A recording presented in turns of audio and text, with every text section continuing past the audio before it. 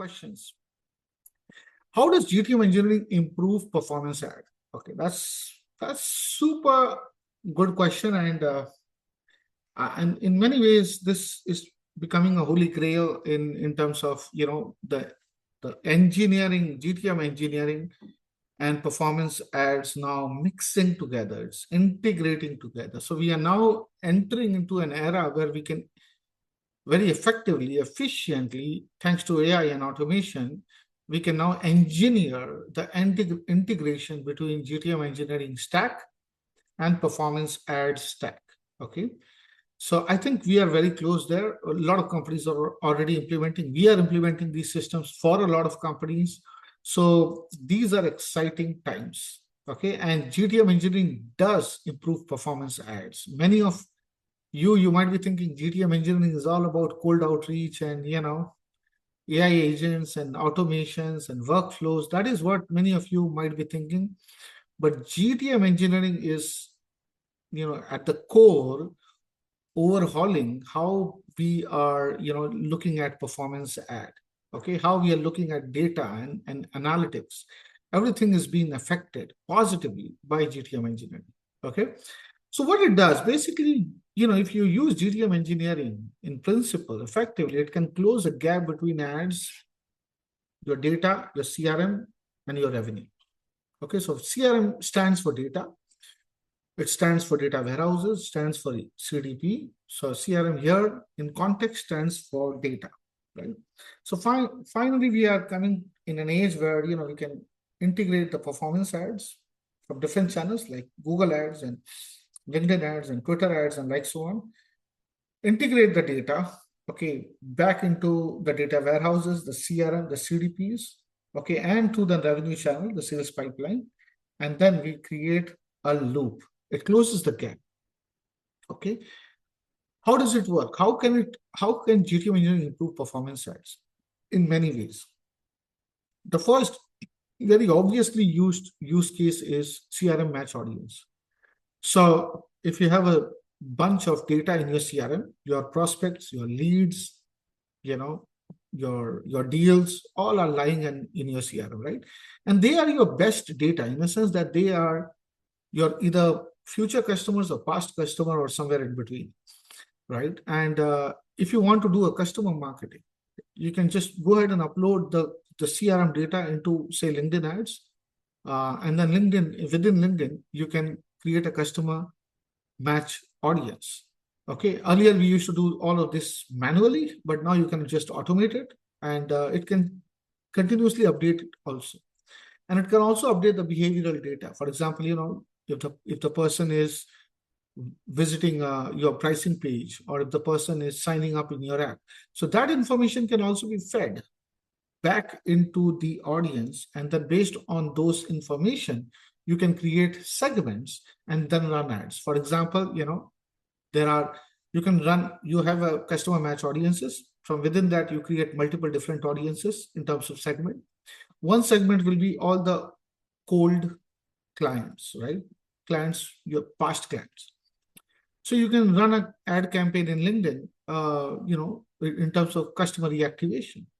You can do that. The other segment can be, all the leads who have come in last 6 months, right? Okay. You can run ads for that. Then all the deals which are in a pipeline, you can run ads for that. Okay. All the leads who also visited your website, correct? Recently, last 3 months. Okay. Or all the customers who are now visiting back your website, you can run ads. So the use cases are many when it comes to customer match audiences. And earlier we used to do a lot of stuff manually, but you can now, thanks to AI and automation, you can go ahead and automate it. The entire sequences, and a lot of stuff can be done by AI. Okay. Then the other use case is similar companies API. That means you take your data in your customer, in your CRM, and then find similar companies. Nowadays there are a lot of APIs which provides that particular information. So you can just find similar companies. So it is very similar to what a lookalike audience is in terms of LinkedIn ads or Facebook Meta ads, but it is much better. okay, because it's more contextual, right? This API provides more contextual information, and you don't depend on these large, these platforms to do decisions for you. In this case, if you are doing account-based marketing, and if you have a certain type of account lying in your CRM, you can take those information of those accounts and then find similar accounts in the market, in the geography, and then only do customer match ads for those particular accounts. So it is much more controlled, as compared to, say, a lookalike audiences. Then obviously we have the traditional retargeting, can also be done based on behavioral data.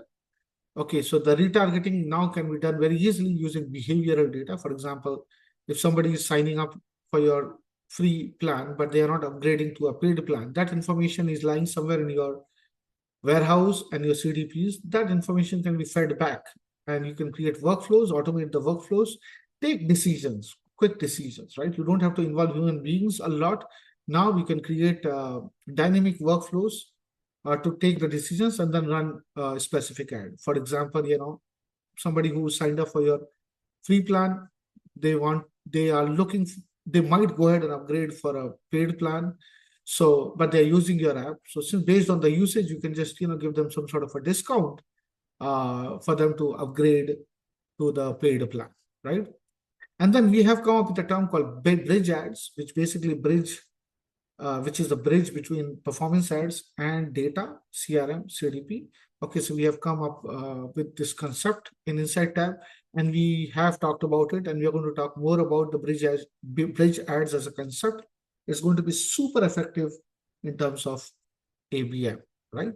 So that is how, some of the ways by which GTM engineering can improve performance ads. We are already implementing these use cases for our customers.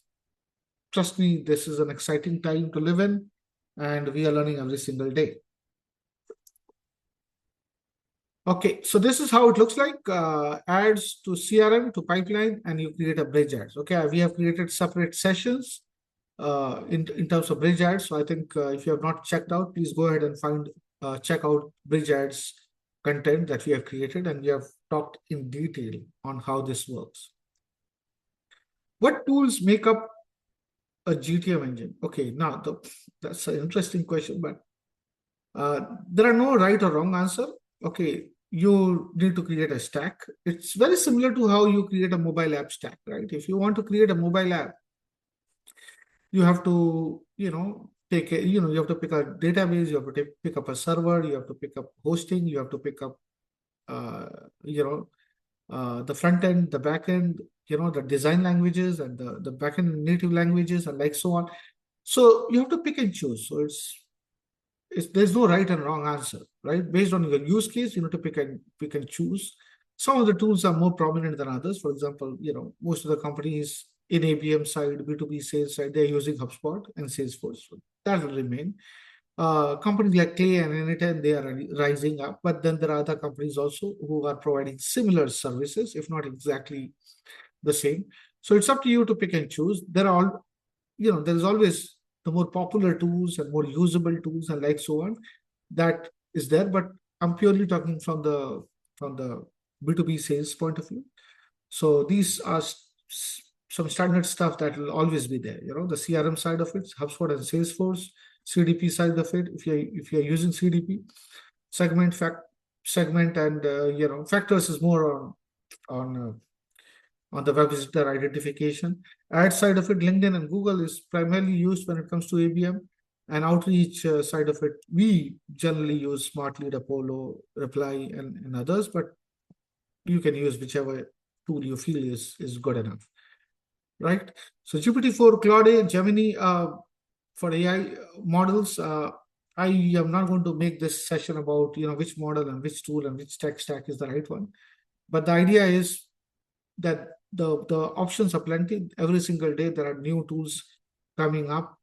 The idea is for you to come up with the best tech stack that can work for you. Okay, but just one important thought here. You have to build everything around a core system. So if your core system is Salesforce, build everything around Salesforce. If your core system is, say, HubSpot, build everything around HubSpot. I think that's a better way of building rather than, if a consultant is saying, hey, you know what, I'm going to build an entire application separately, and you can just use HubSpot for a CRM, then possibly that's not the right advice. I think you have to always pick up a platform and then build everything around it. I think that's a better approach rather than, just let go of the existing systems and process and then, try to create everything from the scratch. I think there'll be a lot more work and it'll create a lot more problems, when you try to build it. Okay, so this is what typically a stack looks like. There is a CRM, CDP. Sorry, it's not CPD, it's CDP. Then there is the ad layer, then there is an outreach layer, and then there is the AI, the injecting solution workflow layer, right? So there are different layers that needs to be done, and the whole GTM engine system will work as unified GTM layer, right? So easier said than done, but you got to start.